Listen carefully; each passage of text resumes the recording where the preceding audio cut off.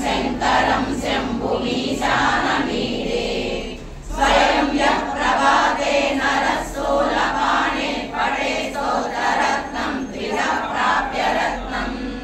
सुपुत्रं सुधान्यं सुमित्रं कलत्रं विचित्रं समाराध्य मोक्षं प्रयाति इति वाक्यं सम्पूर्णम्।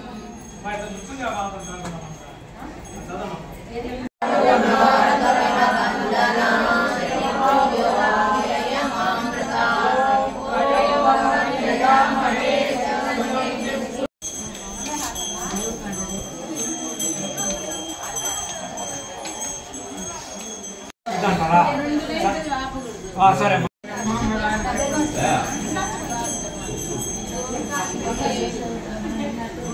బ్రహ్మమురారమ్మ ఆసిత శోభితలింగం జన్మజ దుఃఖ వినాశకలింగం తత్ప్రణమామి సదా శివలింగం దేవముని వినాశకలింగం తత్ప్రణమామి సదా శివలింగం సర్వసుగంధ సులేపిత సురవందితలింగం తత్ప్రణమామి సదా శివలింగం కనకమహామణిభూషితలింగం కుంకుమచందనశోభితలింగం పంకజహార సుశోభితలింగం ఆసనలింగం తత్ప్రణమామి సదా శివలింగం దేవగణకోటి ప్రభాకరలింగం తత్ప్రణమామి సదా శివలింగం అష్టదరిద్ర వినాశకలింగం తత్ప్రణమామి సదా శివలింగం గిరిసి అలరారు మా తల్లి మంగళము నీరాజనం రతనాల నీరాజనం భక్తి జతనాల నీరాజనం పసిబిడ్డలను చేసి కొలకు నీరాజనం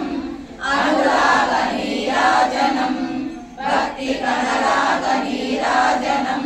నీరాజనం భక్తి భావాల నీరాజనం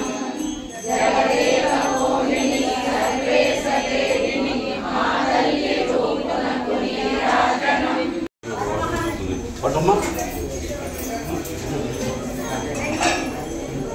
అటు అటు ఒకసారి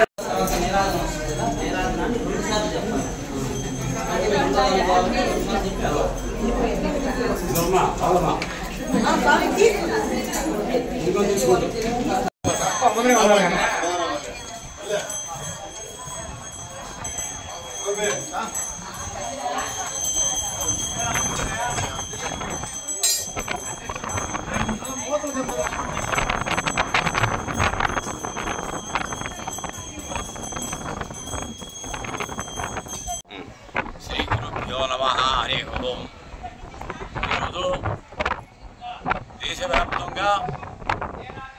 ప్రతి ఆలయంలో లలితా సహస్రనామార్చన పారాయణ మధ్యాహ్నం 11:30 నుంచి చేయమని మన హిందూ పెద్దలు ఆచార్యులు పీఠాధిపతులు చెప్పారు. కోటి సంఖ్యలో జరగాలని